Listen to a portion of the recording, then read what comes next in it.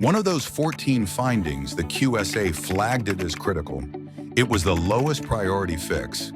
Another one, marked low severity, nearly killed the reassessment. By the end of this video, you will know which was which and why. If you are a CTO, VP of engineering, or head of security at a company that processes card payments, and you are looking at a failed PCI assessment or preparing for your first one under the new standard, this video is the engineering walkthrough. PCI DSS 4.0.1 became mandatory on March 31st, 2025. The 51 requirements that were previously listed as future-dated best practices are now fully enforceable. Every assessment conducted in 2026 is against the complete standard, and there is no grace period left. This video covers three things: how to triage QSA findings by exploitability instead of by the QSA's severity rating, the architecture decisions that reduce this company's in-scope environment from over 140 systems to 22, and the evidence pipeline that made the reassessment pass on the first attempt. Here's what we inherited: a Series B SaaS company, 85 employees, processing roughly £40 million in card payments per year through their platform. They had passed PCI DSS 3.2.1 assessments twice before under the old standard. Their first assessment under 4.0.1 returned 14 findings. The three that the QSA rated highest severity: requirement 6.4.3, no inventory of scripts on payment pages, and no integrity verification. Requirement 11.6.1, no monitoring or alerting for unauthorized changes to payment pages. And requirement 8.4.2, MFA, was only implemented for administrative access to the cardholder data environment, not for all access, which is what the new standard requires. The reason these three dominated the findings is that they are all new requirements. They did not exist in PCI DSS 3.2.1. A company that was compliant under the old standard and did nothing else would fail on exactly these three, and this company had done very little else. But those were not the hardest findings to fix. The hardest one was buried at number 11 on the list, rated low severity by the QSA. We will come back to that. Week one was triage, and the first thing we did was ignore the QSA's severity rankings. That is not a criticism of the QSA. A QSA rates findings by compliance impact, how far the control deviates from the standard. That is their job, but compliance impact and exploitability are not the same thing. A missing script inventory on a payment page is a compliance failure. A flat network where the card processing environment shares a VLAN with the corporate Wi-Fi is an exploitable vulnerability that an attacker can use today. We re-ranked all 14 findings on one axis. If an attacker gained access to this company's network tomorrow, which finding would they exploit first? That re-ranking changed the remediation order completely. The QSA's top three became our items 4, 5, and 6. Our top three were network segmentation, privileged access management, and patch currency on internet-facing systems. Those are boring findings. They have been in PCI since version 1.0, and they are the ones that get companies breached.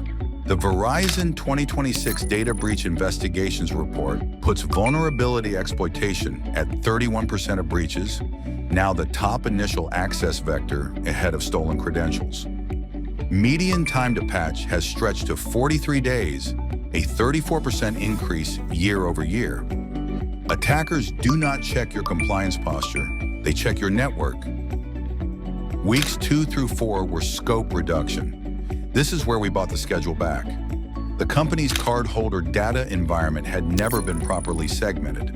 Their card processing service ran in the same network segment as their SaaS application. Their internal tools, their staging environments, and their corporate endpoints.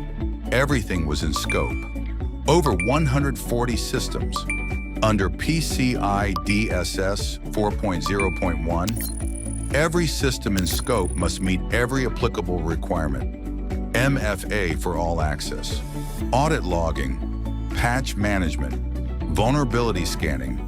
Multiply that by 140 systems, and you have a remediation program that takes 6 months, not 9 weeks. So we isolated the cardholder data environment into its own network zone with explicit firewall rules governing every connection in and out. The card processing service, the database storing encrypted card tokens, the payment gateway integration, and the administrative jump box. 22 systems. Everything else moved outside the CDE boundary. This is not a trick. Network segmentation to reduce PCI scope is explicitly supported by the standard and has been since version 1.0. But it requires real segmentation, not just a VLAN tag. The firewall rules have to be validated every 6 months. Every connection into the CDE has to be documented and justified. The segmentation itself becomes a control that gets assessed. Once the CDE was 22 systems instead of 140, the MFA rollout under requirement 8.4.2 went from a company-wide infrastructure project to a targeted deployment on a defined perimeter. That single architectural decision collapsed the remediation timeline by 4 weeks.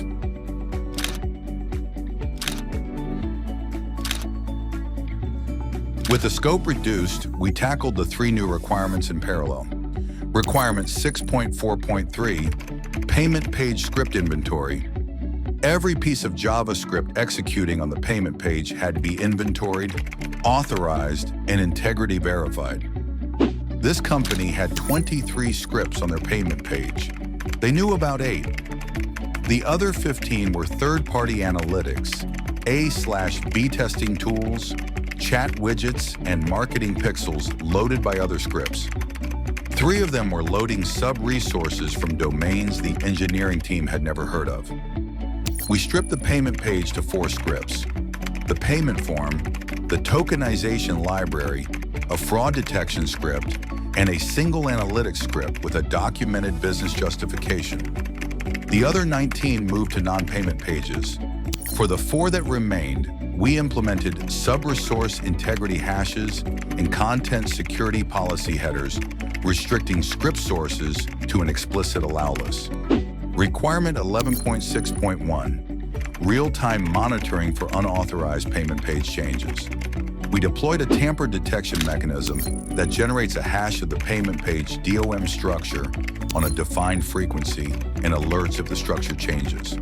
A change in a script source, a new inline script, a modified CSP header, any of those triggers an alert, not a daily report, an alert. Requirement 8.4.2, MFA for all CDE access. Under 3.2.1, MFA was required only for administrative access and remote access. Under 4.0.1, it is required for all access to the CDE. Every engineer, every service account with interactive login, every monitoring dashboard that reads from a CDE system. Because we had reduced the CDE to 22 systems, this was a targeted deployment, not a company-wide rollout. Weeks 5 through 7 were the evidence pipeline. This is the part most teams leave until the week before reassessment. We built it at the midpoint. Every PCI control produces evidence. MFA logs prove authentication compliance. Firewall rule reviews prove segmentation. Script integrity checks prove payment page security. Vulnerability scan reports prove patch management. The question is whether that evidence exists in a form a QSA can consume, or whether someone has to produce it manually the week before the audit. We automated the evidence chain for every control in the 22 system CDE. Access logs aggregated into a SIEM with PCI specific correlation rules. Firewall rule change logs with approver attribution. Script integrity verification logs with timestamps. vulnerability scan results mapped to the remediation SLA by severity. Every evidence artifact was time-stamped, stored in append-only storage, and indexed by the PCI requirement number it satisfies. When the QSA came back, the evidence pack was not a deliverable we produced. It was a query we ran. Now the finding that nearly killed the reassessment. Finding number 11, rated low severity by the QSA, requirement 12.3.1, targeted risk analysis. PCI DSS 4.0.1 introduced a flexibility mechanism called the customized approach. It allows organizations to meet a security objective through non-standard controls, provided they document a formal targeted risk analysis justifying why their approach achieves the same outcome. This company was using the customized approach for 3 controls. They had implemented non-standard solutions that worked well technically, but they had not produced the targeted risk analyses, not one. Without those documents, the QSA cannot accept the customized approach. And if the QSA cannot accept the customized approach, those 3 controls revert to the defined approach requirements, which the company's actual implementation does not meet. 1 failed finding becomes 3. 3 findings in requirement 12 alone would have forced a second remediation cycle. We produced all 3 targeted risk analyses in week 6. Each one had to document the control objective, the implemented control, the risk assessment methodology, the residual risk, and the evidence of ongoing effectiveness. They are not complex documents. They take 2 to 3 days each with the right engineer in the room, but they cannot be produced the week before the assessment because they require evidence of ongoing operation, which means the control has to have been running and producing evidence for weeks before the analysis is written.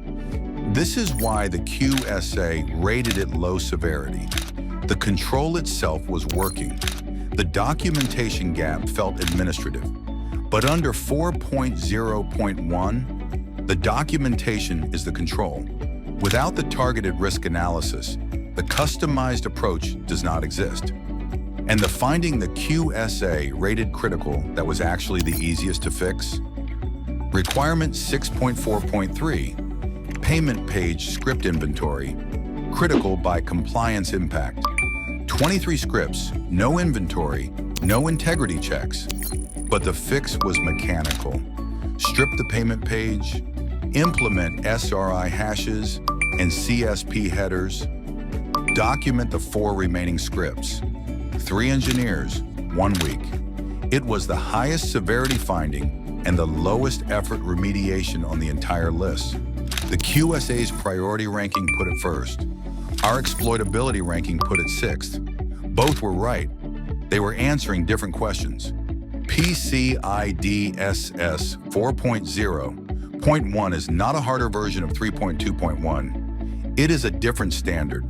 The 51 requirements that became mandatory in March 2025 assume continuous compliance, not annual validation. The standard explicitly rejects the model where security is a yearly audit event. The companies that will pass their 2026 assessments are the ones that built the evidence pipeline before they built the remediation. The same principle from the first video. The audit artifact pipeline is the remediation pipeline's contract with reality. Without it, remediation is work you did that nobody can prove.